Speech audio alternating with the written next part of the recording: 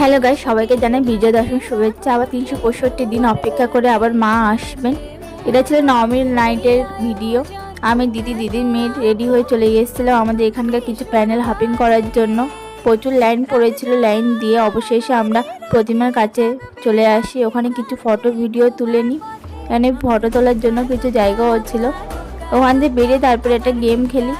এখানে দিদি একটা চিরুনি জিতেছিল আর আমি কিচ্ছুই পাইনি। তারপর ওখান থেকে বেরিয়ে নাগরদোলায় উঠি। নাগরদোলা আমি দিদি আর দিদির মেয়ে উঠেছিলাম।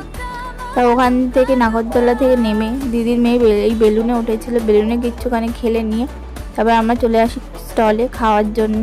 ফুচকা খেয়েছিলাম। তারপর ফুচকা খাওয়া হয়ে গেলে দিদি পাপড়ি চাট খাচ্ছিল, ওখান থেকে একটু ভাগ বসালাম। পাপড়ি চাট খাওয়া হয়ে গেলে ওখান থেকে মোমোটা খেয়েছিলাম। মোমোটা একদম জঘন্য ছিল। পরে আমার বোনেরাও জয়েন করেছিল।